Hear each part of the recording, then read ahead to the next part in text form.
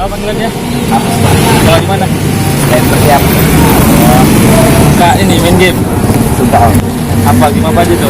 Pagi. Terus Ya. satu hari berapa jam main game? 3 jam, Pak. 3 jam. The World Championships for the video game Dota 2 are underway in Vancouver.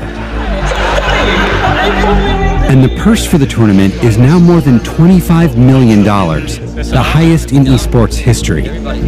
Gaming is huge business, but it's also becoming a public health issue. Last month, the World Health Organization made gaming disorder an official disease.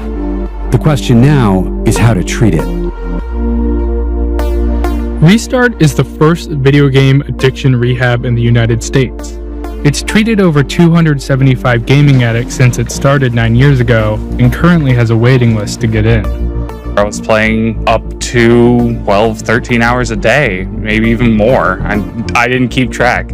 You just kind of minimize it. Barely going out to eat, barely going out to interact with anyone at all. Just on the damn computer. And just not caring about anything else.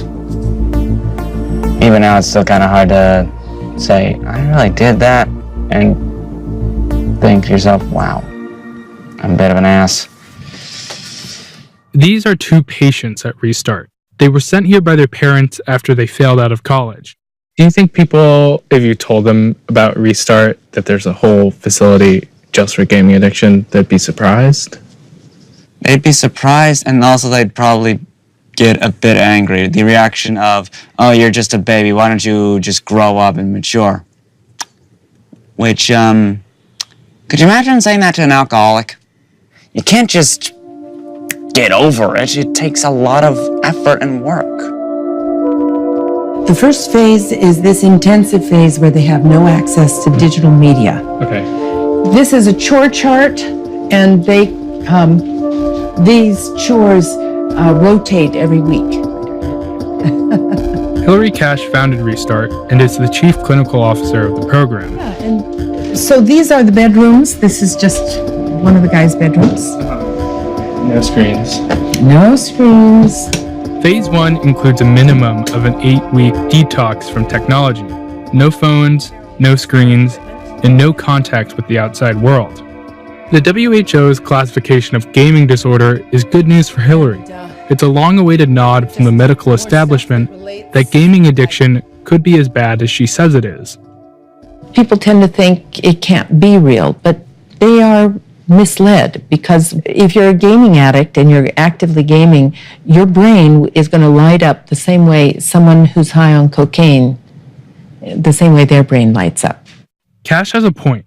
Gaming companies hire psychologists to help design their games to be more fun and to hook people to play for longer. Some studies have shown that gaming can cause structural changes in the reward systems of addicts' brains. Tell me about your patients. Who are they and what are their backgrounds? Most of them fall between 18 and 30. They come from nice families. They have had many privileges of a middle-class life, usually. You talk about middle class. How much does Restart cost? For most people who stay for about 8 weeks here, it costs about $30,000. And That's a lot of money. it is a lot of money. But that's just phase 1 of the program. The price is higher than some drug rehabs. The difference is this isn't covered by insurance. We are going to my job. I've been in phase 2 for 4 weeks. I got a job in the first week, and I wanted a job so that I can kind of progress through the phases faster. How are you doing today?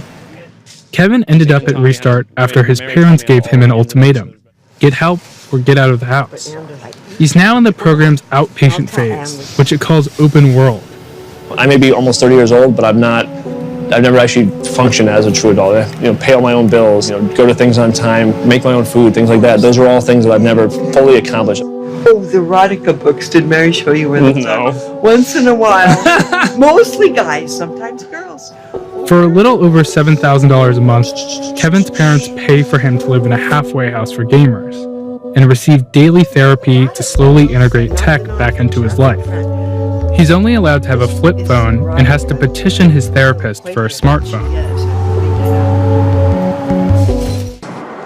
We're gonna be heading off to Jewel Park, hanging out, building social bonds. A lot of psychologists and research, it's being dumped into trying to prove that it's not a problem. When people that I've seen for years. You see it every day. I see it every day. I had a guy telling me like how his bathroom just had mushrooms growing in it because he hadn't cleaned his tub. We reached out to 5 major game developers, and they all referred us to the industry's lobbying arm, the Entertainment Software Association. The ESA has declined our repeated requests for an interview, but its representatives have gone on the record, calling the World Health Organization's scientific process, quote, deeply flawed. Other academics have pushed back on the WHO's classification, saying that there isn't enough evidence to single out gaming. Are there other ways to treat gaming addiction that aren't like an intensive rehab program? I mean, that's the question, and I think part of it does have to do with earlier interventions. You know, the World Health Organization just recognized it, but in America as a whole, it's not recognized. None of this is enough to convince American game developers to rethink their product. They're the ones who are pushing all of this onto the general population to make money. So it's not in their interest to admit that there is a serious problem. Like almost any addiction, it's all about that dopamine rush. It's kind of built into the games. They're setting it up for us to fall into that trap. Do you think you'll ever game again? I'd love to get back, but it's just... I'm an addict. It's in my blood.